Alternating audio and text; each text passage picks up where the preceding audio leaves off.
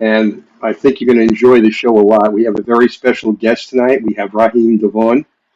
I've been trying to get Raheem for a long time, but the man's always busy, touring and whatever. But you've been on this, people that have come to this show before, you know that what we're looking for is to get behind the mind of the artist. We want to, a lot of people don't really know, how much work it takes to produce a single or an EP or an LP, how much work goes into rehearsing to do a show or a new song. So, I want the artist to be able to let you know about the amount of work they do to give you the music that you love so much. So we're going to get kind of personal with Raheem tonight. You're going to get to know a lot more about him and how he creates his music and why he's so appreciated globally. So without any further ado, let me bring Raheem on. Raheem, welcome. Hey Mel, how you doing? I'm doing fine. How are you? I'm great, man. This is long overdue. Thank you for having me on your platform. Shout out to all your listeners, all your viewers out there. The music lovers, as I like to call them. Yeah, well, they've been waiting for you for a while, sir. We're going to have a nice audience today to kind of listen to all how you create your music and what you have planned for the future. Yeah. And what you're doing currently. One of the things, Raheem, that I want to get to with you, a lot of fans that you have, and you have many, and a lot of listeners now who are going to become your fans if they aren't already. They think that when you go on stage, all you do is get up and sing. They don't know what goes into the production, especially with you. You're a songwriter also. Yeah. So, then they also think when you go in the recording studio, all you do is sing into a microphone, and they don't really understand the process. And today, it's not just the process and the changing technology, but it's also the business of music. It's changed dramatically, as you know, over the past 20 years. It's not the same business as it was then. And you're an indie artist now. You've been with a label before, and so you know what that world is like and how much work you need to put in, to keep yourself on top. You constantly crank out top 10 Billboard hits, and people. I want people to know about, the kind of work that's required and the kind of dedication you have to music. So that's what we're going to cover tonight. Yeah. Oh, no, absolutely. I would call it definitely a passion at times, an addiction, maybe. A good addiction. I try to replace the bad habits with good habits. One of my great habits has always been, I pride myself in, you know, keeping myself in the studio, staying busy, harnessing my craft, writing, finding new ways to tell the story of love and life, and through song, melody, words, and production. So, that's and then finding new ways to connect with the audience to express it from a live performance aspect is I pride myself in that, and I hope that connection happens every time that the listeners either listening to the music or new music for the first time, or reminiscing, going down memory lane, listening to catalog. I understand that every day is a new day to make a new fan. You know. Yeah. One of the things I want to get into too, when you're kind of talking about that, I understand that in the studio you're a perfectionist and you'll do retakes many, many times so you get exactly what you're looking for. And that's probably why your music, always is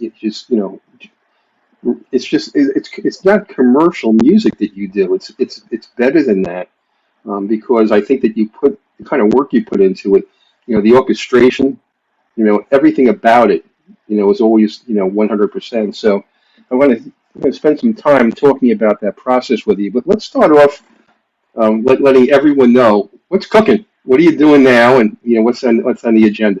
Oh man. If you would just want to talk about to date, like I've spoken to Jeff Bradshaw a few times today. I'm sure you're familiar with the name Jeff Jeff's been on Bradshaw. my show. Jeff's Yeah, been on here. yeah, and so there's a new single coming out for Jeff's project that I'm part of. I've been part of the last few albums that he's put out. In fact, we probably have enough songs recorded at this point to do a Jeff Bradshaw, Raheem DeVaughn, like EP or LP. That'd be And great. between records that he's put out and records that I put out, which I featured him on, and stuff of that nature. And I've just accustomed myself to being one of those guys that, for Jeff, that when he calls, I answer, and it's not so much what do you need, but when do you need it by, typically Yeah. stations go. And that's my brother in music, a OG in music, who's been in it longer than I have. And even to be able to connect with him and work with him is although that's a friend of mine now, and he can even look to me for advice in business and stuff of that nature. I still admire and don't take for granted who he is, and being a Philly Renaissance, artist, me being a, quote unquote DMV boy, DMC, down the Yeah. road, Yep. Yep.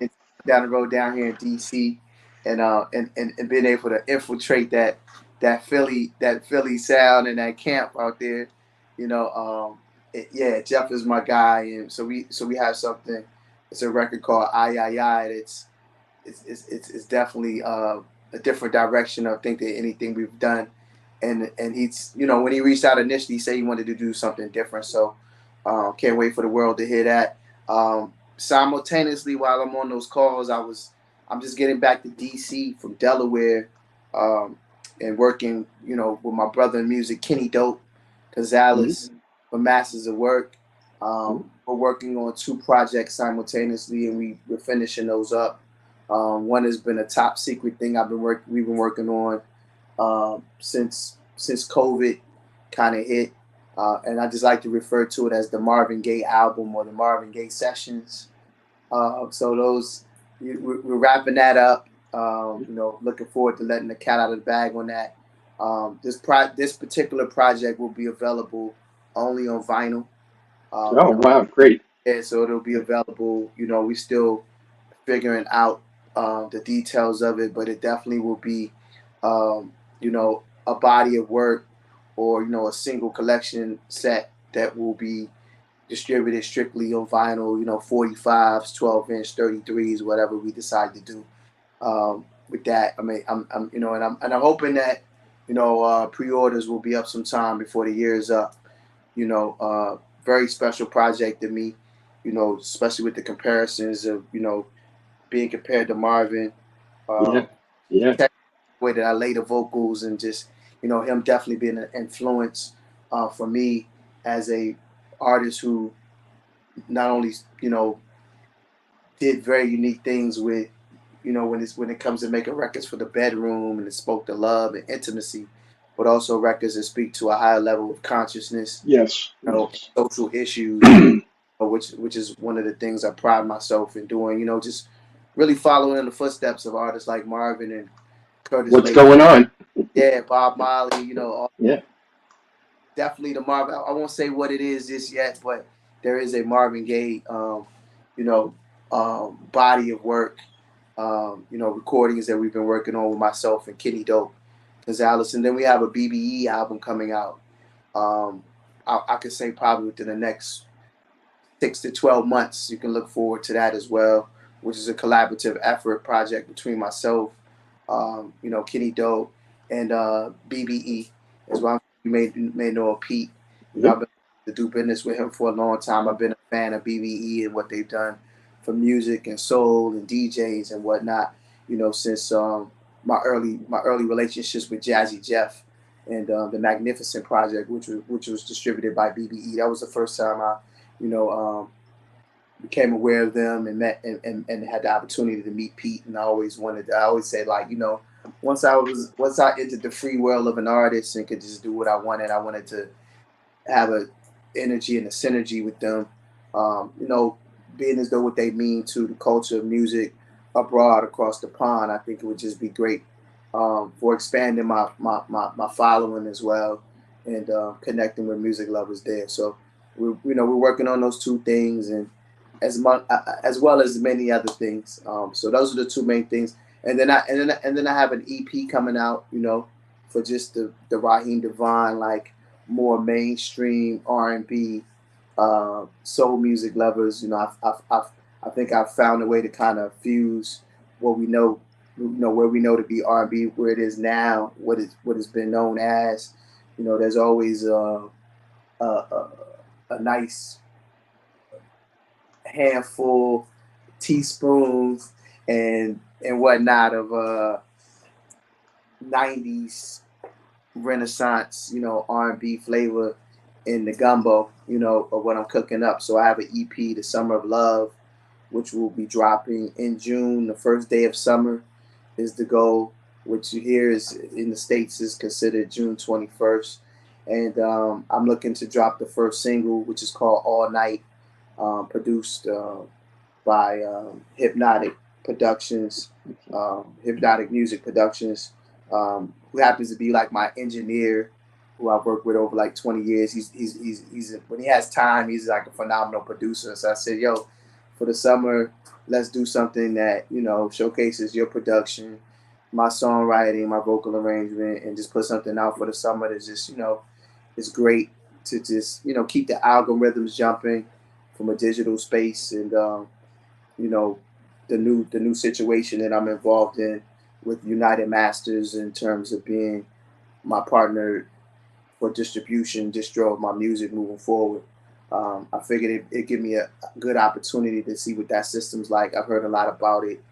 I'm excited for the possibilities of things that can happen for me there. You know, having ownership of the masters is always an important thing for me, being able to exploit that how I want to, and licensing and just different things that opportunities that may come around. So it's the Summer of Love on the way. As early as June, new single May 5th, All Night. And then, again, the BBE album dropping, the Marvin Gaye album coming out on vinyl. It's never a dull moment. I feel like, I refer to this era in music or just in time of supply and demand as the microwave era, where people want things now, they want it quick. Um, in a lot of cases, they're easy to absorb it, ingest it, digest it, and then they'll be on to the next thing. Sometimes they circle back around to But enjoy. one of the things about you, Raheem, and you've always stayed true to who you are. And you've done love music forever, and it's your trademark, and everybody knows about that, and people love it and appreciate it. And now people are catching up to you, like John Batiste, Yeah, who's out there, and he's bringing back that '90s riff, and yeah, and you've where you are now is where so many artists now are moving to. yeah, You created a space for people, so you've done a yeah, lot. And I got to make a comment to you on Jeff Bradshaw. yeah, I asked Jeff, whatever made you as a kid want to play the trombone? And he yeah. said, I didn't. When I tried out for the band, that's the only instrument that nobody wanted. That- So that's how he became a great trombonist. yeah, Yeah, it was really cool. Well, yeah, look, let's talk about, now that people have a good idea about all the things you're creating now. Let's yeah. talk about your early roots a little bit. You already mentioned Marvin Gaye as an early influence, but let's talk about, your family, and when was there music in your family, and when did you get the bug that you wanted to be, an artist? Absolutely, has always been connected to music. Indirectly, vicariously through my dad, who recently passed back in August. Right. Known as Abdul Wadu, the cellist. I just knew him simply as Dad. Uh, Ronald Devine, but as Abdul Wadu, my dad is heavily known in the jazz community, and Yep. you Yep.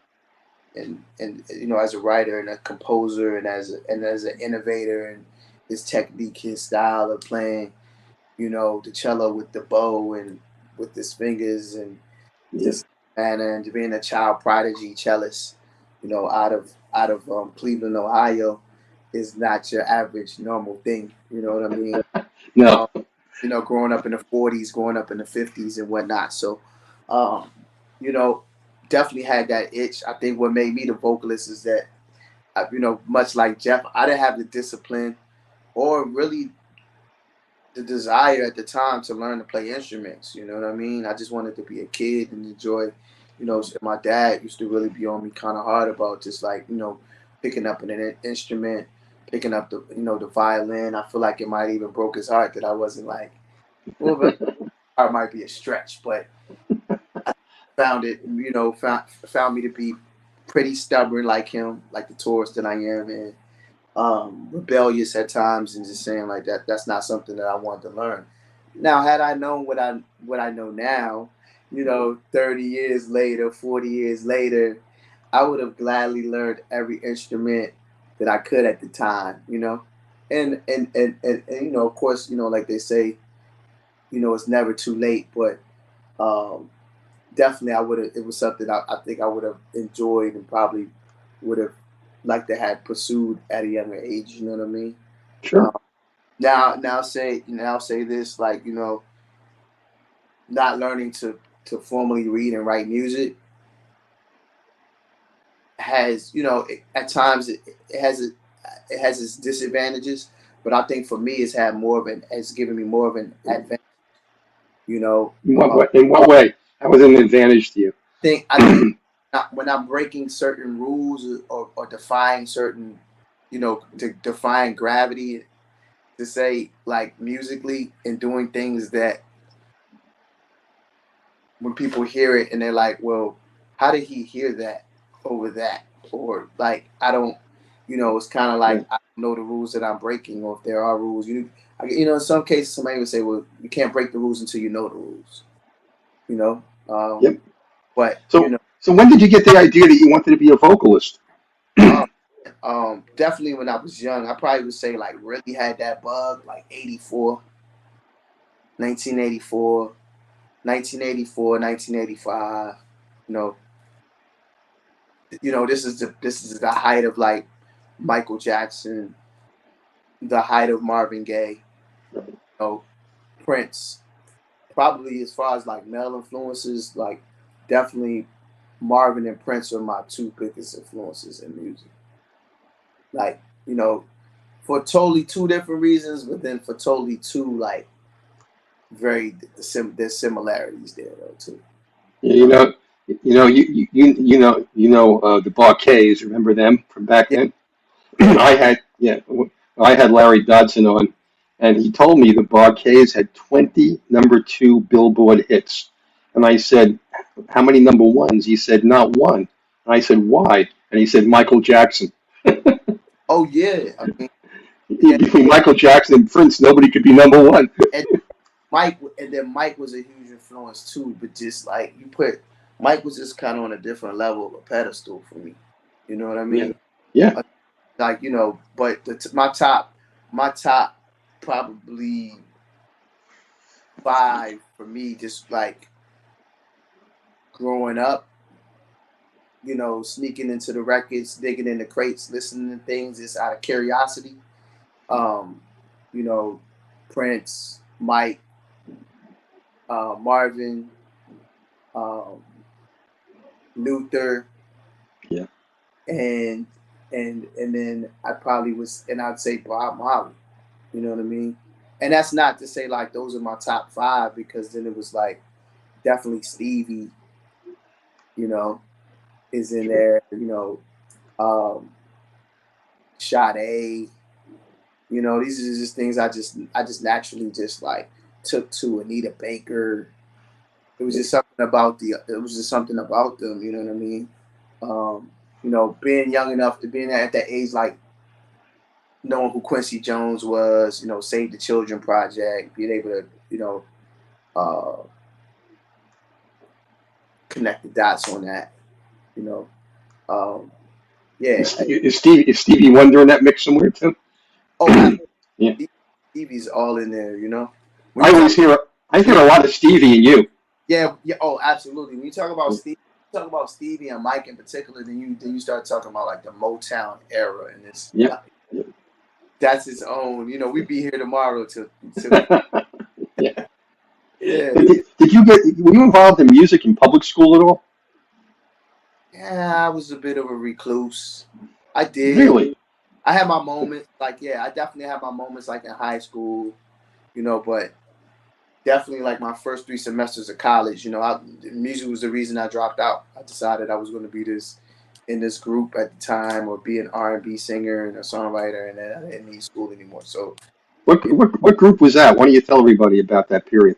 first group I ever I was in a group called All in the Mind. That was one of the groups I was in. Then there was a group called Day Swing that I was part of. Um, I had a rock band that I was in called Tree of Soul, that was making some noise in DC at one point. It got to a point where there was some like there were definitely the comparisons happen of like in Living Color, you know what I mean? And Yep. Yep. like rock has also always been like a influence. I always like I was into Hendrix as a kid. Yeah. Um, I was into the Beatles as a kid. So when you listen to the album, when you listen to my first album, like the Love Experience, for example, there was a lot of different elements there if you're really paying attention. Like a record like Who, a record like Cadillac, like Yeah. Yeah. those are rock songs. Yeah. You know what I mean? Yeah. Uh, or even quote unquote what's considered like pop or you know um, commercial. So yeah, those are and there's always an undertone of that. Even like a record like Ice Cream, which was like albums further down. It's just like Sure. the guitar riffs. Those it's all it's Some of the some of the influences you're talking about, like yeah Hendrix and Prince. Prince was one of the greatest guitar players ever, yeah and he doesn't get enough credit for his guitar playing. And he was a multi instrumentalist. I think his first song he ever did, or his first CD, he played all the instruments. he not only played all the instruments, he he wrote all the songs, played all the instruments, vocally Right. all the tunes, engineered the sessions, and mixed and mastered them. I know. Isn't that incredible? Did everything. Yeah. You know what I mean? Like he did everything. So it's like um, when I think about what I do and don't do, and I'm thankful for it. To be able to do what I do, how I do it, and contribute to the game and to the culture. You know the way I do, and understand that it is something that I possess something that's very unique as well. You do. But I definitely couldn't do it or take all the credit without mentioning the greats like that I have. And when you talk about Prince, Roger Nelson, when you talk about Marvin Gaye, Stevie Wonder, these different they are the influencers, they are the architects and the forefathers of what and have been the inspiration, the template, and so much more for what I do, and not just for me, for a lot of my peers too, whether they acknowledge it. Yeah, one of the things that you are one of the greats, and all the greats I've ever heard have a real reverence for the past, whatever came before them. Yes. Bruno Mars samples everything from the '70s, the Yeah. '80s, Yeah. and that's why I mentioned John Batiste, and that's why I said to you at the very beginning that you never strayed away from what you think is essential in music. And the roots of your music go back into the '80s, clearly into the '80s. And even though you're totally unique and you have your own style and you're a great songwriter, all that history you can hear in your voice, in your songs, in the orchestration. It's all there. And it's the connection to the past that I think makes you one of the great artists. Because you're not a splash in the pan. You're not somebody that has a top 10 hit and then disappears. You have a large body of music. You have a discography that's getting bigger and bigger. Yeah, and in my mindset, a lot of people wonder what makes me tick or like what I'm very competitive. You know, I'm competitive. At this point, I'm competing with myself. I'm really competing against time. Time is the most valuable thing we have. It's the one That's thing we right. run. The one from the time we are born, we run a thing called time. So I'm really I'm competing against time. It's the race against time. It's I love what I do. There was a period where I might have felt like I was falling out of love with it.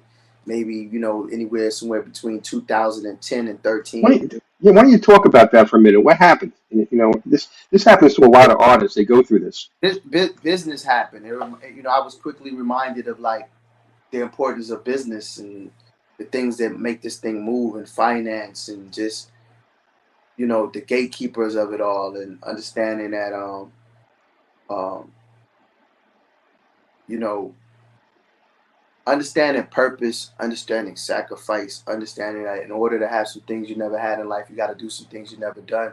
What are you willing to do? What are you willing not to do?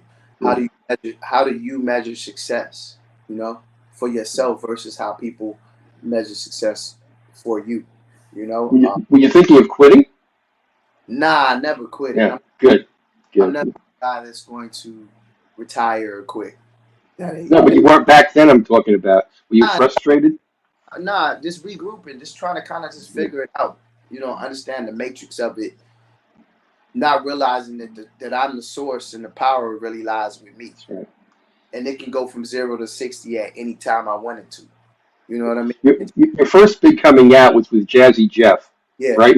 Why don't you talk about that a little bit, and then maybe we can play one of the songs that you did with Jazzy. yeah. I met Jazzy Jeff through a great friend.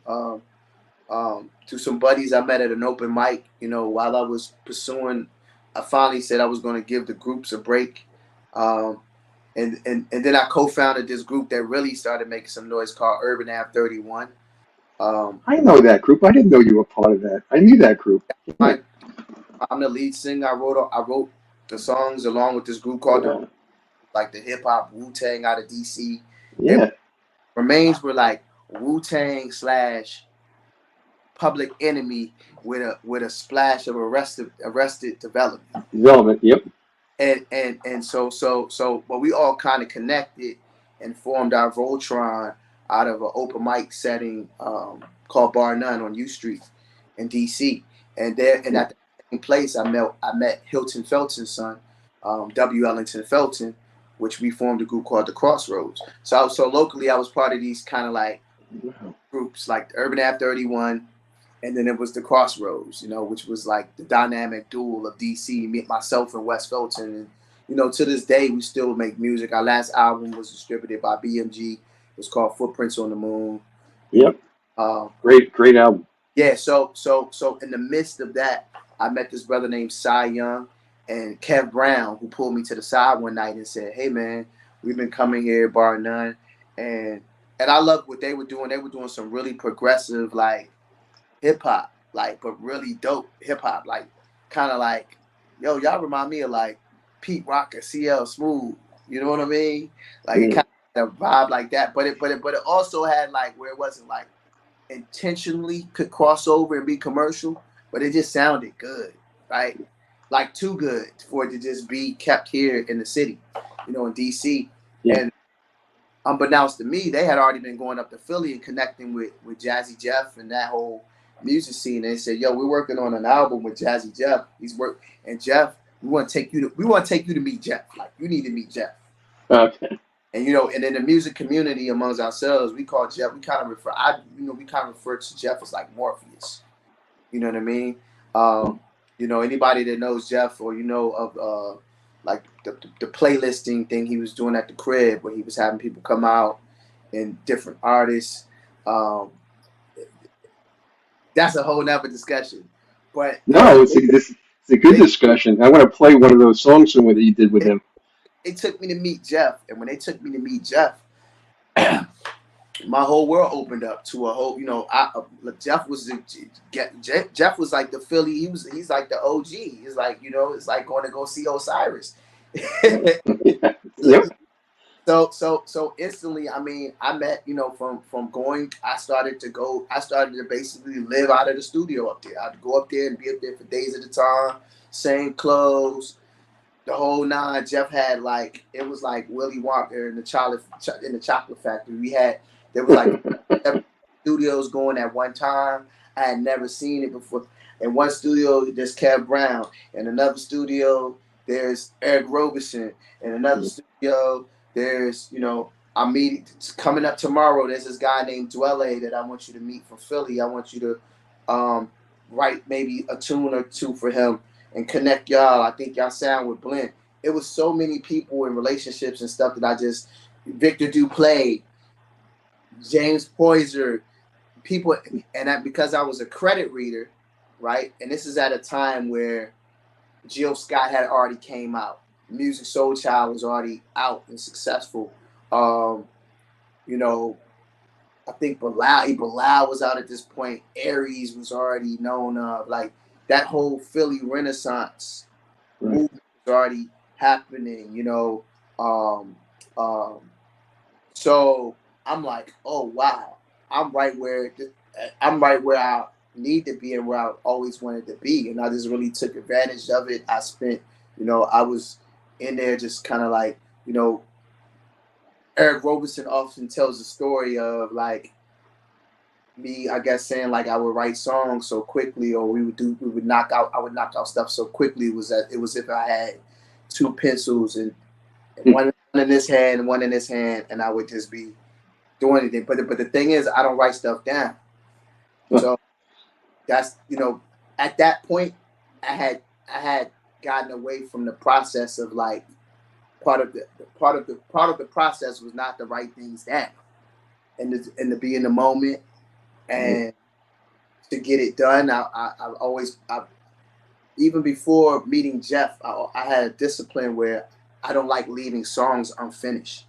It's just I'm just in a place now in my life and my career where I can walk away from something and come back to it the next day or listen to it a few days later with the intention of things that I want to go in there and fix. I'm now in the stage of my life of my master of in my artistry as a master of what I do and being what's known as the perfectionist, I guess. You know what I mean? Yeah, you're in control of your music completely. Yeah, not overkill though. Yeah. You know what I mean?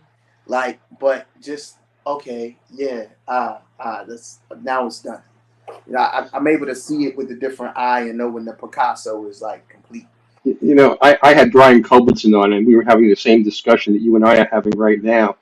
And I asked him, "How do you know when a song is finished?" And he said, "You don't, but at some point, you don't want to overproduce it and take away from the original intention. So it's a balance between getting those little things, little tweaks that you're talking about, but not changing the music."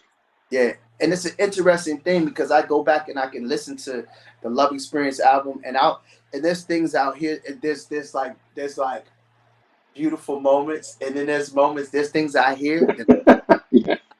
cringe, or I say, or I remember, or there's moments where I remember recording the record Who and literally being in the booth and like crying, like making that record. You know what I mean? At the certain lines that I say where I put certain harmonies and just it making me feel the way.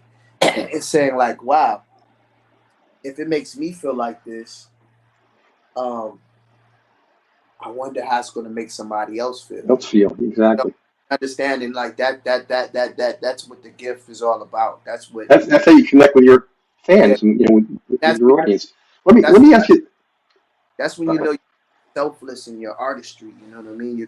You're committing a random act of kindness through your artistry. And for me, that's always been important. For Jeff, that was always been a thing, and making music of integrity. And it was so easy to for being in spaces prior to working with Jeff or me making records. Like when I had Urban App 31 was making noise at that point. Like when I connected with Jeff, we were making noise. We were doing college runs. We were, the biggest thing was with that was like questioning it. Like, is this too conscious for what people do? People even want to hear this? Like, is it going to get shelled? We have to be careful with who we give this art to, because if you put it in the wrong hands, it won't get to where it needs to get to. And when I got with Jeff, it was like, oh, this is it. You know what I mean? Like this. Okay, this is the blue pill trip. You know what I'm saying? Yep. I done went down the rabbit hole. Like, this is what they want. My soul not for sale. You know what I'm saying? My peoples. This is and it's going to touch the right ears. You know what I mean? So, I want to go back to I want to play one of the songs you did with Jazzy Jeff. Yeah. My Peoples. Indeed. And then we can talk about it after I play it for people, because that was one of your first songs that you did with Jazzy, and it's so relevant today. And I want to talk to you about that because it's unusual for somebody that created a song 20 years ago that's more relevant 20 years later. So let me play it, and then we'll come back and talk about it a little bit, okay? Yep, for sure.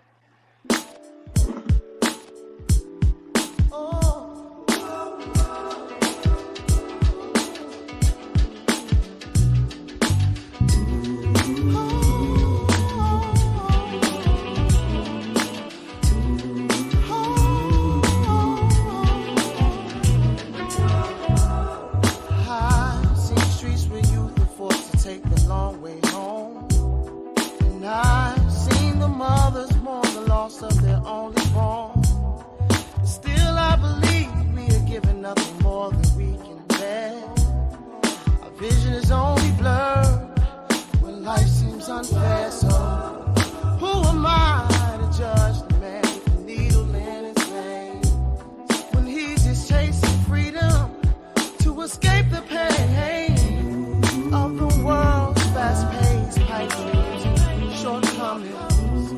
He's just trying to make do, find a way out of nothing.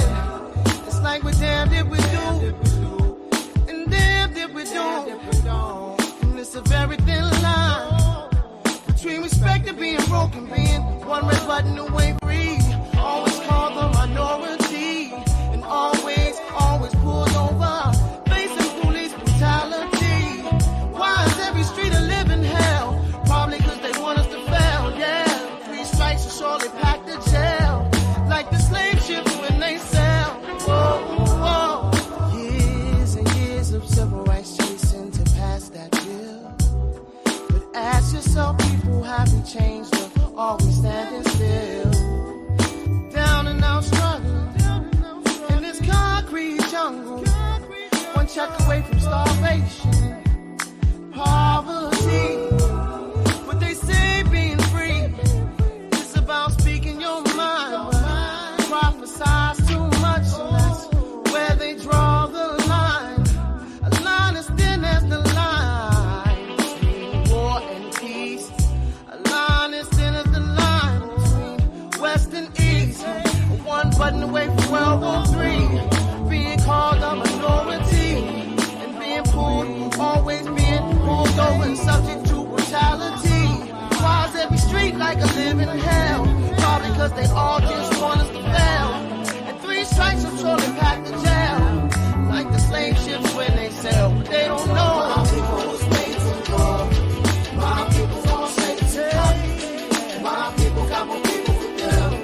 That's more people, more sisters and brothers. My people stay strong tonight. My people will never fail. My people will always remain with a story to tell. My people was made to endure. My people's all shapes and colors. My people's got more people with them. That's more people, more sisters and brothers. My people stay strong tonight. My people's will never fail. My people's will always remain with a story to tell. My people's was made to endure. My people's all shapes and colors. My people's got more people with them. That's more people, more sisters and brothers. My people stay strong tonight. My people's will never fail. My people's will always remain with a story to tell. My people's was made to endure. My people's all shapes and colors. My people's got more people with them. That's more people, more sisters and brothers. My people stay strong tonight. My people's will never fail. My people's will always remain with a story to tell. Wow. Let me just make a comment. When I listen, I hear that. I do hear Marvin Gaye, and I do hear Curtis Mayfield. I mean, I hear that vibe. Who did you write this song? The jazzy writer? Who wrote this song? Yeah, I wrote the lyrics and did all the vocal arrangements and stuff. Yeah, but Jeff created the template. He did the track. I kind of remember it like yesterday. I feel like originally it was intended for somebody else to sing it. You know what I mean? And but I knew it was my opportunity to say to do it in a way where, in my mind I was like, man, ain't nobody singing this song with me. Yeah. You know what I mean? And I found, in that environment, a young Raheem, and in there with other artists that were, some A-listers, up and comings. You know what I mean? Like, I often felt like in that environment, a lot of times, I kind of observed it, or felt like that we were fighting for attention, like almost like to get that attention. You know what I'm saying? At times, because he was such a he's just such a genius, man. You know what I'm saying? And then he is who he is, a legend. You know what I mean? In his own right. So even back then, you know, I understood the concept that we all magical beings, right? And so I just was like, okay, what's a good way to just get all eyes on me real quick? And then poof, you know what I mean? So What, I just made the record. The record speaks for itself. You know what I'm saying? what were you thinking when you created these lyrics? I was thinking about what was going on in the world at the time. I was thinking about, you know, having the inside scoop. I was also thinking about what the album, what everybody else had contributed to the album. So I was in there. I'm in there. You know, you know what I'm saying. I'm like listening to what everybody else has done. So, you know, you either trying to fit in or you trying to stick out. And I figured that I would do something that would just like stick out.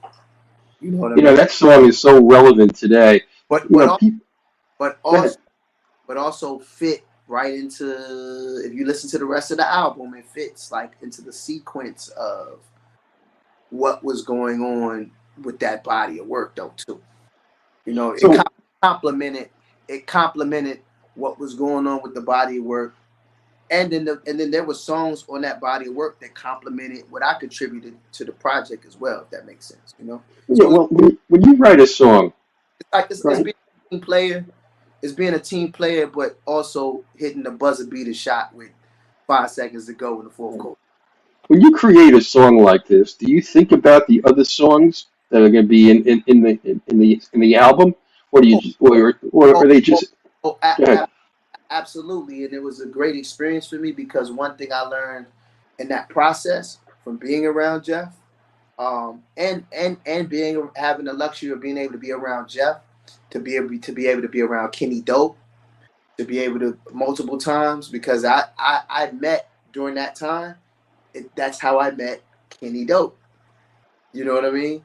And them two in particular, um, I learned how to make. I learned not only how to make records, but I learned how to make bodies of work, and I learned what bodies of work were respected in the DJ community. I learned about BPMs. I learned about so much that goes into making an album.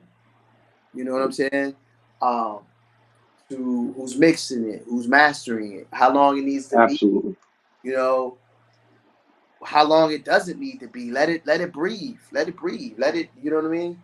Yeah, Uh, you know, I learned a lot of the meticulous um, mechanics and things that it takes to, you know, that go into like making timeless art, and why you listen to a certain record. You know, it's been times I'll be in the studio with them and I'm able to like, you know, where they have the masters to whatever, and I could just listen to it, and I can listen to, you know, um, what's going on and mute everything and just listen to Marvin's voice. yep. You know what I mean? Like this, you know. So I was at it. I was definitely at an advantage at that time. Like, you know, it's kind of like I described that time like meeting Jeff and just everybody that I met after that point. Kenny Dope, Terry Hunter, Louis Vega, um, Skills from VA, Matt Skills. You know,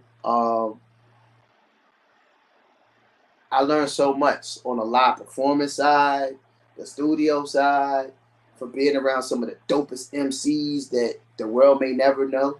You know what I mean? To Sure. Look, you you know, know, so many people don't know the art of mix and mastering. They don't know uh, who those people are, but yeah, that is such a critical part of any recording.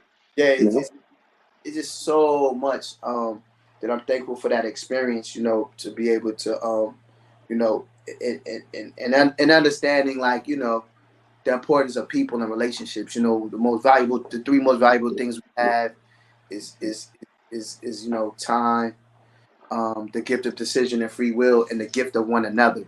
So in the case of like me meeting, you know, just by pure chance, meeting Cy Young and Kev Brown, who are legends in that, you know, Kev Brown's is a legend in his own right. yep. You know what I mean?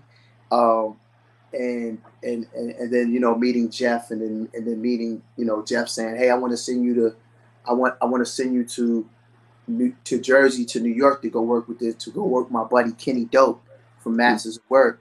and then I end up in the studio, and it's ironic because I've been watching the Wu-Tang series, big Wu-Tang fan. I got a lot of records with those guys, you know what I mean? Yeah. And one of the first sessions I ever did with Kenny Dope was at the old Wu-Tang studio on the hill. You know what I mean? Before they closed it down. So it's like, wow, that's where I recorded. I recorded Guess Who Loves You More at the studio. That it was at Wu-Tang studio. I just didn't make the connection at the time. You know what I mean? Being a kid and just being in the zone of it at that time. But like, yeah, man. You know what? If people listen to My Peoples today, what do you want them to take away from that song?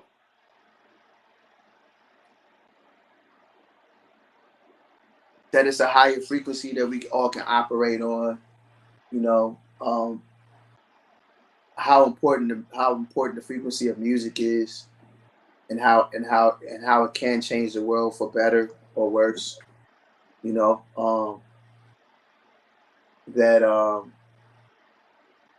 we're gonna always find a way to get through it. You know, although it's never ending. It seems like a never ending cycle. You know, I mean, at the end of the day, you know, I'm a firm believer that you choose your heaven or hell while you're here. You know, in this existence, in this flesh. You know what I'm saying? And so, and you know, and you just try to do as much good as you can. You know what I mean? If you're on that side of it, you know, and and musically, you know, that's I feel like, you know, music can be a voice for us. You know, the lyric, the harmony, that 3 minutes of whatever, however way you use it in the studio artistically, it can mean something. Sure, it can absolutely change something, it can stand for something, it can be a voice for something. Use it wisely, you know. Yeah, it can make you $1. You know, all these other things do, but you know, it can actually do some really cool things can come from it, and you know, and it can happen, you know, as a result of it. It's really, you know, after you finish this phase with Jazzy Jeff, you signed with Jive Records, right? Yeah, I did. I know, you know, in a perfect world, Jeff would have preferred me not to do that. You know what I'm saying? Like he would have. I feel like, you know, but I had a plan, I had a dreams, I had aspirations, I had things I wanted to do, you know, and well, that was your solo career. That's when you launched your solo career, right? Yeah. And while I was there a lot. You know, I think people got accustomed to me being there, and you know, we become family. You know what I mean? But I was always leaving and dipping off and doing other things. Like, you know, I was singing background for you know, I sang background for Genuine at one point. You know what I mean? Okay. I still had this solo album body of work that I was working on.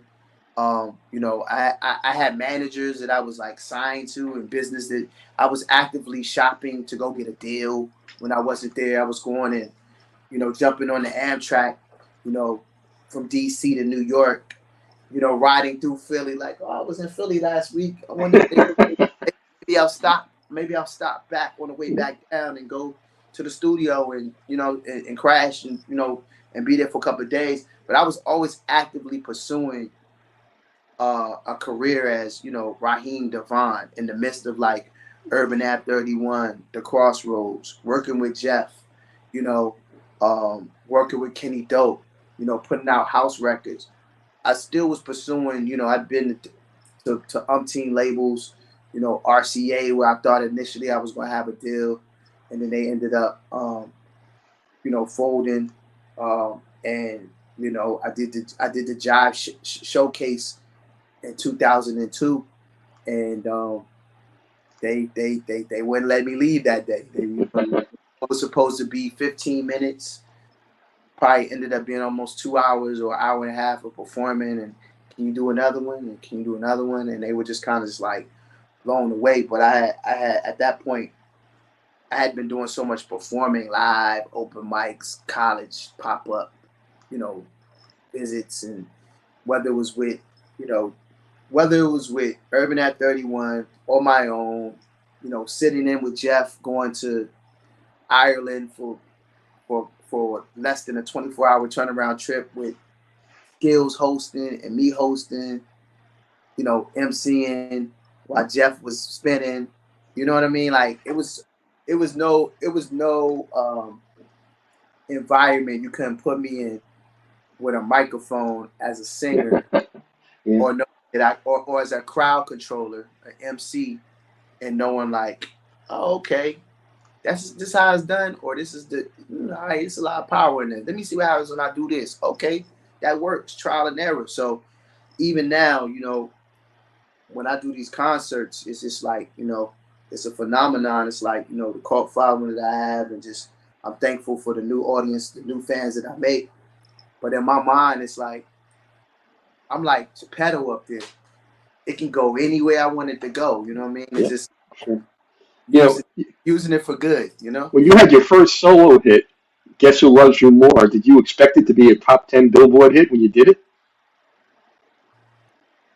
At that point, honestly, I didn't know what I expected. I was just so happy that everybody was on board and things were starting to move at that point. You know what I mean? Because I was signed to Jive from 2002, and it took the '05 for that to happen. And actually, I was sitting on that. I had so much music. It was kind of like it became a thing of where, well, we don't know if we got the first single yet. What do you mean? I don't know. All right, let me go on my vault and just start playing. What are y'all looking for? Because I got a lot of different things that y'all ain't heard. And when they heard that, they were ready to push the button. You know what I mean? Yeah. Whatever. You know. Then, Now then, I get it. It was familiar to the ear. It was what some people may say was a sample. You know, um, and so it worked. You know what I mean? It was kind of like I feel like Puff was the one that created that era of like the sampling or doing what's familiar to the ear. You know what I mean? mhm. And with Guess Love You More, a little more work went into that. Like it wasn't just like a sample. That was like a lot of that was like replayed, or it had some of the original elements of the record in there. You know what I mean? Then you had your first album out, right? The Love And, Experience. and Love Experience dropped in 2005. You know what I mean? Even Until, which was the first official single before Guess We Loved You More, that was an Ozzy Brothers sample.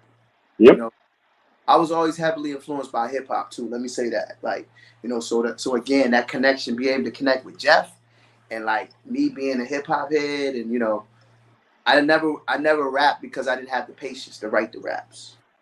To be able to get there, go in and sing it, and that was a little easier for me. I could do that. I could make, what I'm saying. Plus, it was like, all right, R&B singers get the chicks. So like, Let me play the song "You" for everybody, and then we can make a yeah, couple of comments and we can move on. I want people to hear this. This is I from your first great. first album. I got a great story for you with that.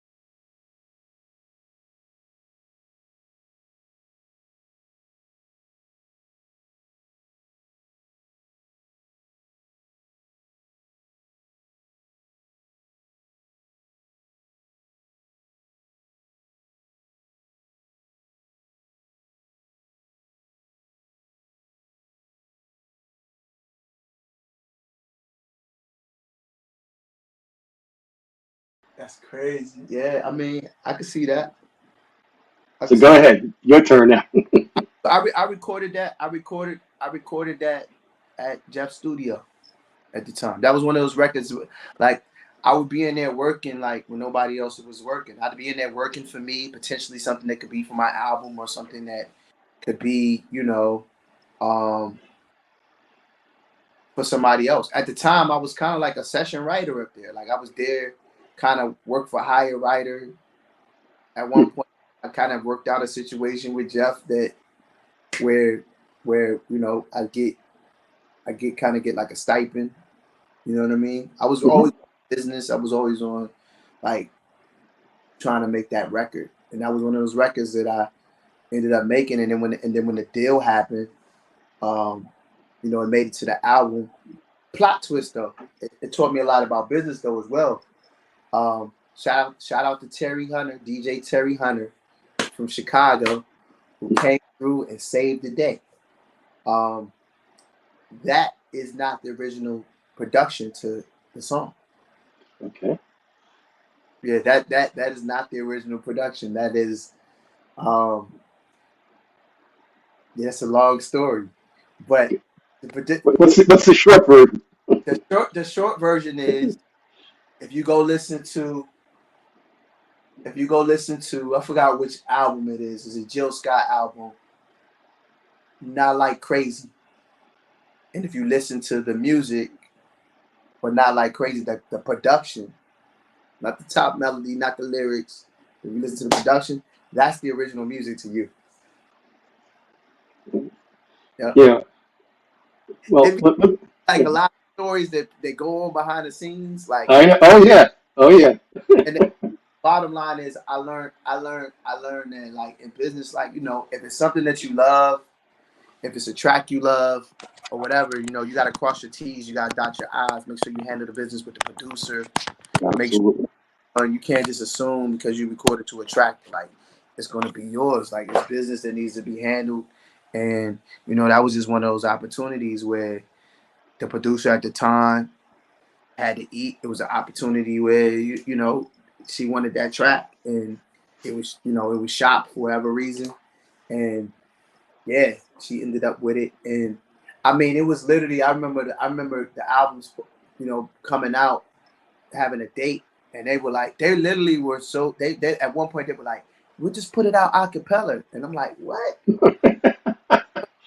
I'm like, you know what this is? Like it needs to have an accompaniment of music, and it has that music like that. It needs to have the music I sang over it. Like I was heated. Like I was mad with everybody. I didn't know because I'm like, how did this happen? But again, it's lessons you learn, and just it's Yeah. business, not personal. You know what I mean? It's business, and Yeah. I guess it happened the way it's supposed to. I mean, you look at the fact that the 20-year anniversary is coming, and me and Terry Hunter, the producer of the track, we just did a 20-year anniversary drink. That's coming very soon. We did a very exclusive house remix of You, which is coming. Like so, Great. Yeah. yeah. So I love that song. That's why I wanted to play it. yeah, One of the things you're talking about, it reminds me of, Neil Young when he was with Crazy Horse. I know you like rock also. yeah, Neil Young, after he was with Crazy Horse, he wouldn't let any record company do any of his music unless they signed a contract saying he has 100% total control over the music, or he wouldn't sign with them. And he yeah, gave up many record contracts because he knew what happens. The kind of story you're telling. yeah. Control is a big thing for me. Not not from a narcissistic standpoint, but just from just like being able to know that I need to know that I need to know that when I need to be able to trust my gut on what I know that it is, that I'm ready to roll the dice, that I can roll the dice. If I want to roll the dice and I want to put all bets and leave it all on the table, then I know that I did it. And I'd rather bet on me than bet on somebody else. I want to talk about another one of your songs that you did. I think it was 2008, but I could be off on this. It was with your Love Behind the Melody album. You did a Yeah. song called Women. And Yeah, yeah. for me, that song, is, it ranks up there with anything Sade ever did, or the Spinners, or or the Winstons. I mean, that's an incredible love song. Wow. Yeah, I mean, to hear your take on it, yeah, it's amazing. Shout out to the late great Chucky Thompson, original bad boy hitman for Puffy. You know, on both sides, Biggie, Faith Evans, Mary J. Blige, My Life album. Um, the credits go on and on. That's my big brother, man. I miss him so much. He died. He passed during COVID, from COVID. Wow. Okay. Yeah, Woman would not have came about if it wasn't for a conversation with Jeff Finster, who was my A&R at the time, newly appointed A&R. I was working on the second album. I had what I thought was the album done. And then I go meet this guy named Jeff Finster, this brilliant Jewish guy, A&R, just like real cool as my, like, and then, and I fucking love him, man. Like, that conversation changed my life. It humbled me in a lot of ways. And What did you learn from that? What was what? I remember the conversation going like, "Hey, I want to, I want to talk to you about the album. I listened to the album, and then I'm like, what do you mean? I'm done." He was like, "Done? Fucking done?" It was like, man, you ain't even scratched the surface, man. He was like, "I your first album." And the thing he said, which is what we hate when artists hate when labels say, but he said, "Where's your you?" And then I'm like, what do you mean? Where's my you? Like, I can't. We already did that. Like, that's the problem with you labels. Yeah, Yo, you always want to create the vibe, or like you need it. Then the pressure is on, or you feel like the pressure is on you. Like, oh, you got to create another love experience. Like, I can't do that. That's not what now I may be able to create something that is. I learned that day about the importance of not only consistency, but also don't never get too comfortable. You know what I mean? I think for a minute I got comfortable, and I started to kind of feel myself, and I took a sip of my own Kool-Aid. And since then, I've never done it again. You know what I mean? So, case in point, literally, I left that conversation that day and went the next day. I was in the studio with Chucky Thompson, and I was starting to think more about my music, and I started to think about, like, okay, I get what he's saying. He's not literally saying like, make another you. He's saying like, there's another anthem for the ladies, because that's your thing. You ain't even scratching it, so you don't even realize that that's your thing. Yeah, that was great. Then I said, oh, once I figured that part of it out, and I to humble myself and walk away from that conversation, it was like, oh, you basically saying the women need another anthem. Boom, woman. And I got with Chucky. We talked about the direction of it. I talked about what I wanted it to feel like. Chucky's a hip hop influence. So he come out of that bad boy era. So he knew I was able to have what I call the Puff conversation with him. You know what I mean? And then from there, once I told him the template of what it was, he got it instantly. And at that time, the biggest record that was out was Jay-Z with Chrisette Michelle. It was where Chrisette Michelle was being introduced to the world, and there was a record called Lost Ones. And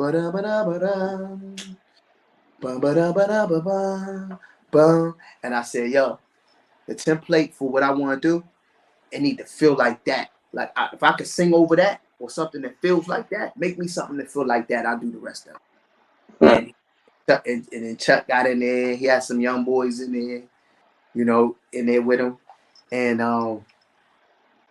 then from there, it just happened like effortlessly.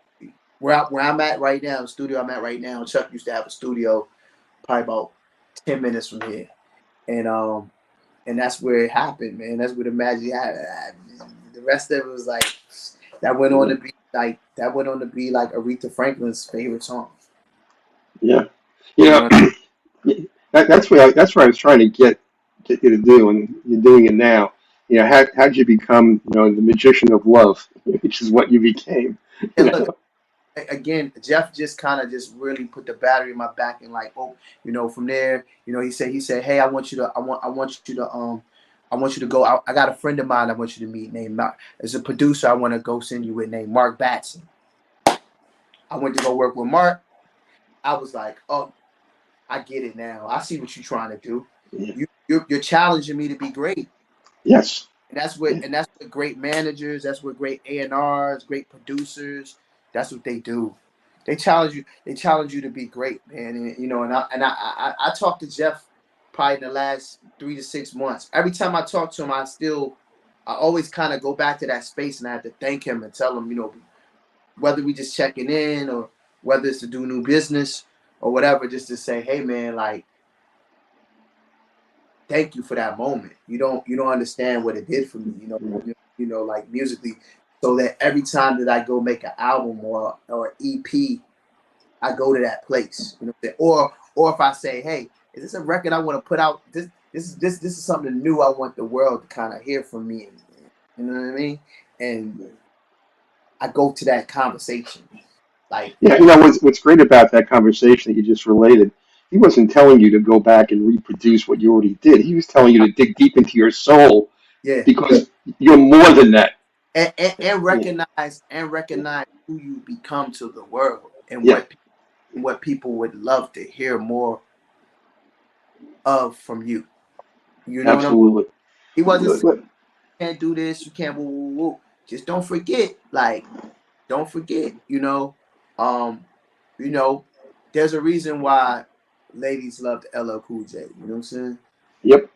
There's a reason why music lovers love Erykah Badu. There's a reason why Marvin Gaye is who he is. And he was just basically saying like, hey man, this is a sophomore album. If you don't know who you are, you're now this being called Raheem DeVaughn that people look to for A, B, C, D, and E.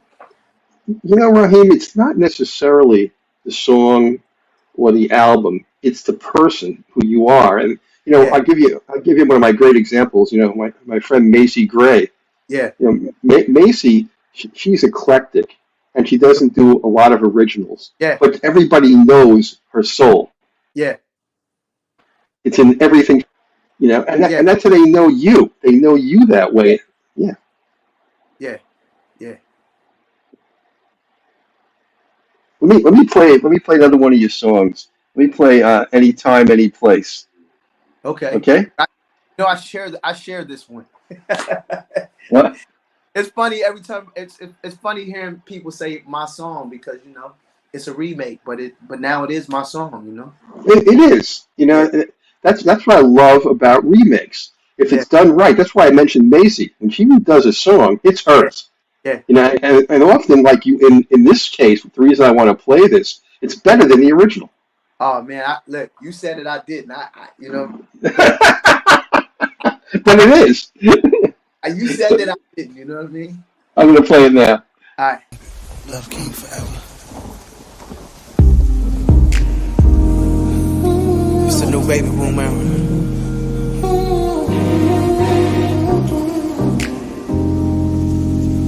Touch yourself. Listen. In the thunder and rain, you stare into my eyes. You can feel my hands moving up your thighs, skirt around your waist, wall against your face. I can feel your bliss. Oh, I don't wanna stop just because people walking by are watching us. I don't give a damn what they think. I want you now. I don't wanna stop just because life is so good, such a love. So I'm not gonna stop, no. I want you. All I wanna say is anytime.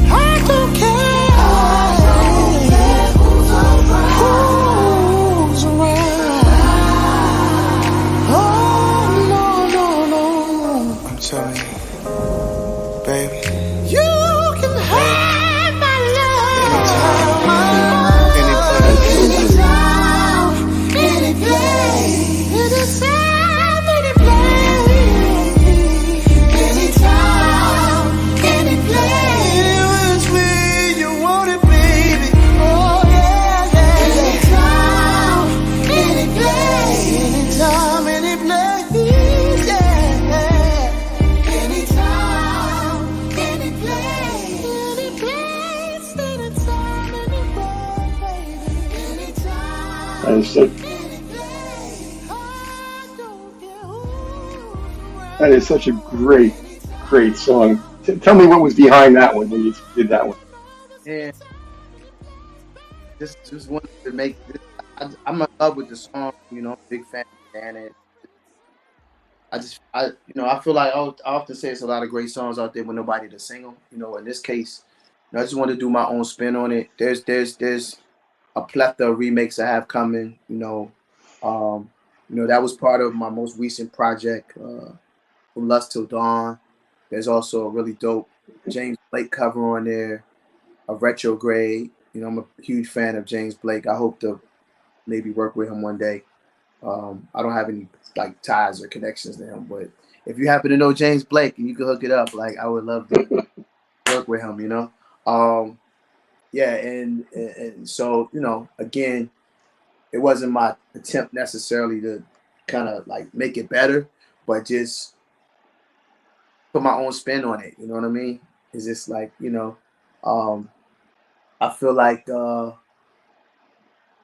hoping somebody's going to hear that, and they may not. They've been maybe living right under a rock, or a new generation and they ain't heard it and they get hip to it, and it's like it's my attempt to keep the torch burning for R&B and soul music. You know what I mean? When I do a remake, really me paying homage to the curators and the creators of that original content. You know what I mean? It's like me saying like, yo, y'all did that. I love this so much. I want to sing it. And if had I wrote it or had I done it, this is how I would do it. That's it. Let me ask you this question. How do you decide at what point in your career I want to do a cover rather than keep doing what I've been doing, which is original music? I mean, how do you make a decision? The thing is, I still do original music. You know what I mean? So it kind of kind of low. You know what I mean? It's almost like cheat code. Like, you know what I mean? Okay. Yeah. Like, hey, I want to put out a single. Maybe I don't want to put out. Maybe I'm still tweaking whatever that new sound is, or maybe, the next thing I want people to hear from me, I don't want them to hear that yet. I don't want them to hear the original content yet. Maybe it's not ready. Maybe I'm not ready. Maybe I just need to keep my name ringing. You know what I mean? That's the name of the game. Nowadays too. You have to, yes. You can easily be forgotten about. If you allow it to happen. You know what I mean? So, again, I just feel like even with the album From Lust Till Dawn, it's really like a compilation project of artists that I'm either working with, have worked with, have projects on that I plan on releasing, where we're doing joint venture things. Who came up with the title? Say again? Who came up with the title, Lust Till Dawn? Oh, absolutely, absolutely. I mean, who else but me, man? You know, I just want you to brag about yourself. they don't call R&B for nothing, you know. But nah, I just something sensual. Um, I didn't want to. Even with What a Time to Be in Love, I didn't want with that project. I didn't want to do anything too heavy because it was already heavy times that we in. And then, like I said, I started working on the Marvin Gaye Top Secret thing. So it's like, okay, that gives me a space to kind of like get heavy if I want to get heavy, if that's what we want to do with that. But like, let's create an environment where at least if we're gonna be on lockdown, people want to make love, people want to stay in their relationships. Unfortunately, I was one of this. I was one of the relationships that didn't survive COVID. You know what I mean? Some people they didn't survive. You know what I mean? Yeah. So let's at least create that magic and create that. And it was a lot of time to absorb music and listen to things I hadn't heard, and just again, just want to put my own spin on it. And I don't think the project is dropping in June. The EP, Summer of Love, is not going to be too far off. In fact, it's going to be even a little more racier and sensual. I've grown into this grown and mannish phase of or shock value of basically being very. I'm a tourist at heart, so I'm already very very very blunt. You know what I mean? And very blunt, in your face, grown and mannish R&B. People have it when we drop music. Artists do have agendas, and mine is to like have people fall in love and make babies and populate the world, make love, not war. Yeah, that's why you talked about Luther. More babies are created with Luther than anybody. You know what I mean? Yeah, but let's kind of move to the present. And you have a song out that I really love. I've listened to several times called "Love Around the Clock." Yeah.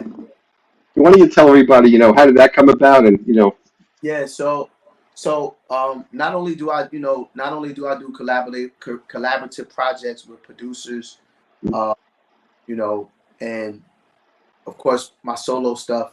I'm doing a series of what you call Raheem DeVaughn Presents projects, where I use my platform, my name, to brand other artists and work with different. I've been the first run of it has been with musicians, B-boy soul. Um, you know, Prior to this project, we put out B-boy soul's project, Back to Love. There's two versions of that project. Um, Check out the album. Eric Robinson's on there. Myself, Armin Rogers, Yazara, Dwelle. You know what I mean? All the homies. And I get with artists like B, whomever.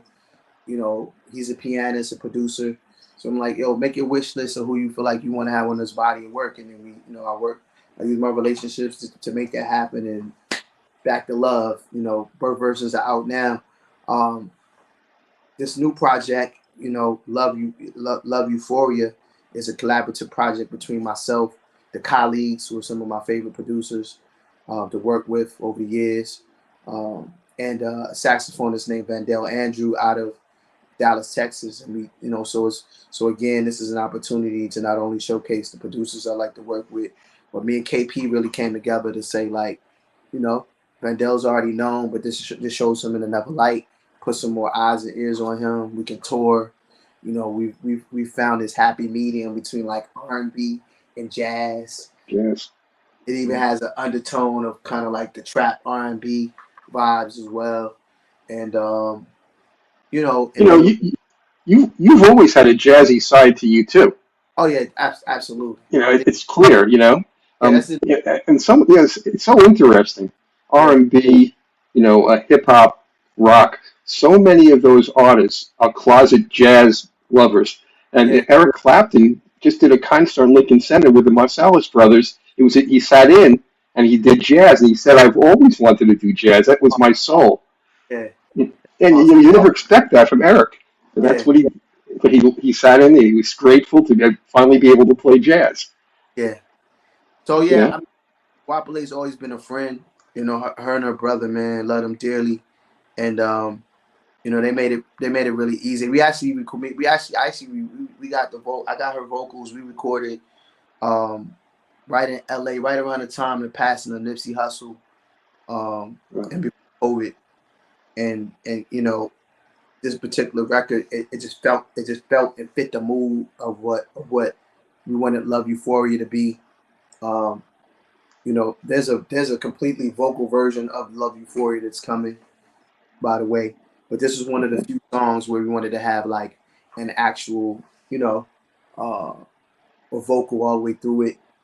And, you know, right now with all the success of what's happening with the Tanya Nolan record here in the States, Yeah.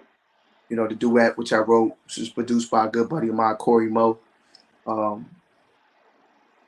I just felt like, you know, I'm ready to just like keep hitting them, keep the hits coming at this point. Like, you know, it's Yeah, that's right. And the hits keep coming. yeah, it's gonna be, you know, I call everything that I'm doing right now.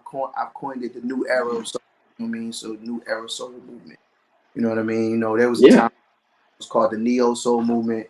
I'm representing the new era soul movement. You know what I mean? So, and that's whether, you know, I work with a new millennial artist or somebody who's more, you know, seasoned, such as myself. You know, they call us legacy artists. So I guess that's what you guys. So like, yeah, it's either way. It's the new era soul movement, and that's what I'm on. That's what I'm delivering. That's what I hope people hear and feel when they listen to this this record featuring myself and Guapale. Again, shout out to Vandell Andrew on sax and, you know, my partner on this project, as well as KP from the Colleagues. Yeah. Great. Let me play for everybody. We can talk more about it. Okay. Yeah. Great. Because this is I picked out songs that I really love, so I hope I didn't, you know, misrepresent your body of work. But I love these songs that you did. No, thank you. Yeah, I mean, it's a lot. It's so much. For the whole time, been on my mind today, and I've been waiting for your call. Patience with anticipation. When you touch my skin, deep down within, the feeling comes over me. The way you take your time to rest, love how you pace your trip me. So tonight real slow. Tonight let's go from 1 a.m., 2 a.m., 3 a.m., 4 a.m. I'm gonna give you all I got. I want your love around the clock. Love around the clock. Love. I want your love around the clock. 2 a.m., 3 a.m., baby, give me all you got. I want your love around the clock. Love around the clock. Love. Where should I start? Hands on your hips, just before we begin. Yeah. You make this room spin round and round, and I know that it's all love that I feel in you. So whisper your pleasure to me, 'cause I plan to supersede it all, and I'll be committed to you. That means it's yours just when you call. So plant your kisses everywhere, power down the phone till we're lost in ecstasy. Baby, give yourself to me. Tonight let's go for 1, 2 a.m., 3 a.m., 4 a.m. I'm gonna give you all I got. I want your love around the clock. Love around the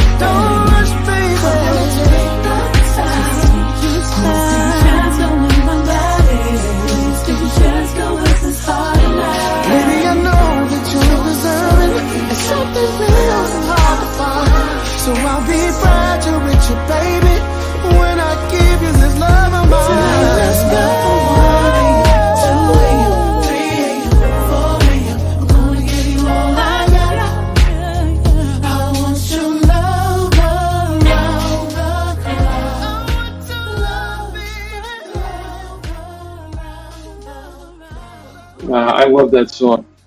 So, so go ahead. Let's talk about this a little bit. Yeah, I mean, man, again, just recorded it in LA. Guapole was really um easy to work with. I allow her, allowing me to like use her as the clay for this, you know what I mean? And I feel like it's a great vibe, you know what I mean? Kind of in the vein of how people want to hear her. I hope they're hearing her in a different way that they've ever heard her. You know what I mean? That's from like a producer standpoint. You know what I mean? Have you Um, met her before you did this project? oh yeah, absolutely. We got great with myself. The first time I met Prince was through Guapole. Oh, okay. Yeah, so like you know what I mean. So I've known Guapole for like years. You know what I'm Oh, saying? okay. And out west, she's just like hometown legend out there. They love her out there. You Yeah. know, reminds me of like the love I get. Here in the DC DMV area. You know what I mean? Like and as well as South Africa, where she's from. You know what I mean? So like, Yeah. yeah, it just clicked. Her brother, they just always been just wonderful like allies in this soul R&B thing. And so I figured that would just be like a great collab. Nobody would see that coming, like me and Guapole. No, Yeah, no, I didn't see that coming either. yeah. Yeah. What? Let's talk a little bit about the timing. Why now? If you've known her all these years. Um, Timing is everything. You know what I mean? Yeah, that's why I'm asking you. I know. I got a few more of them. Man. Just get ready. It's gonna be a doozy. Hopefully it's not our last time talking. We got it's definitely a few more of them up the sleeve that got coming down the pipeline. I think you're gonna be excited about the stuff you hear, and definitely looking forward to getting you some of this exclusive vinyl. One of the things, Raheem, that I've done in this show, I've only had people on who have an extraordinary body of work, like Mesa, who's been on. Mesa's done 20 albums in 20 years. Yeah. Not only not only do you have a great discography, you have a great secondary discography. Hmm. Where you've been on so many features and so many other people's work. Yeah. I mean, so when you create a body of work like that, you have a legacy, Yeah. and that's what makes an artist great, and you've achieved that. And it's remarkable, and it just says a lot about you and your commitment to your craft. And I know that when I talk to people, I mean, you're just known as the king of love. Uh, that you have that reputation. People know when they hear your name. Not that they're going to expect something that's not new. They always like the fact that you always go in a different direction. Everyone loves that. But I had Brian Culbertson on, and he has the same big body of work, and that's what makes you so special. It's that you can committed to your craft, and even now you have things up your sleeve. You're excited. It shows. Yeah. It shows, and it shows in your music. It's always fresh. Oh, thanks so much. Thanks so Yeah. much. Yeah. So, look, it's been wonderful having you on. I think fans, have heard now a good sampling of your music over the years, Yeah. and we've had a couple of 100,000 people listening in tonight. Yeah. It's one of the biggest audiences I've had on the show. So that's another tribute to you. Thanks so much, man. I encourage you, if it's your first time discovering me tonight, or you're a diehard fan, all the same, I thank you guys so much. First and foremost, I thank y'all for supporting Mel and his platform, because without platforms like this, what we would have a dying art form. You know what I mean? But I think it's pretty certain. I think it's pretty safe to say that um, R&B and soul music is alive and well. Let me just start there by saying, like, don't buy into the narratives. Don't believe the hype. It's here. Um, Yep. and now, the format has changed. Like, stream the music. Like, follow me on Spotify. Follow me on Apple Music. Follow me on Pandora. Wherever you get your outsourcing of music, by all means, whether you stream it or you actually click to buy it on Apple Music or Yeah, if you take a look on the screen, you have to be fans of making comments. yeah, I love that album. Yeah. yeah, yeah. Thank Yes, y'all so much. Yeah, thank you so much. It keeps me going. We I do love that weekly. song. Yeah, we do weekly calls, and one of the first things we talk about in the weekly calls is like who's streaming the music, what country, what area, what songs are streaming the most, what albums are my top streaming albums. We always go through that as a, just kind of just trial and error to know what's going on out there and to check it as a barometer. So I want to thank everybody from across the world. Continue to stream the music. I got some really cool things, like I said, vinyl stuff for you on the way as well. And get ready. It's just there's something depending on where you are and what the season is. Prepare yourself for the summer of love because it's on the way. All night, new single on the way. And yeah, man. And in the meantime, enjoy, Love Euphoria, enjoy all my projects. Love Behind the Melody, The Love Experience, What a Time to Be in Love, A Place Called Love Land, The Love War MasterPeace. What am I forget? The Love Reunion. Yeah, I was going to mention that one too. We could go on and on and on. Now, look at the comment that's up there now. Do you know who Ron Ledford is? Nah. Let me see. Ron Ledford, he works with Beth. Oh wow, okay. Yeah, so he just said Janet Jackson's smiling right now. Great job. Oh man, what's up, man? I appreciate that. Yeah, Yeah, you got a lot of fans. I can't put them all up. Here's yeah, another one, my favorite. You know. yeah. Nah, that's what's up, man. It's all love. Follow me Yeah. on social media. I love to engage with you. Hey, look, I'm at the studio, so my new thing is kind of like if you don't show the process, sometimes you just gotta just show it because people wouldn't believe it unless they see it. So I'll be going live in a minute. I'm gonna be on Instagram probably the rest of the night. Going live. Follow me on social media, Raheem_DeVaughn. Follow me on Facebook.com/Raheem DeVaughn. Twitter, all those cool things, all things Raheem DeVaughn. But most importantly, continue to stream the music. It lets me know that y'all are engaging, and I know what's going on out there. And I can't wait to touch your area, touch your cities, touch your country sometime in the near future. Raheem, it's been a real pleasure. Hang around for a minute afterwards. I want to just chat for a minute. But I'm glad you mentioned all your social media platforms so everybody knows how they can reach you. Yeah. So it's been just a pleasure, and it's been a great tour. You're listening to the history of Raheem. It's wonderful. Thank you. So thank you again, and we'll have you back sometimes. I hope in the near future. Absolutely.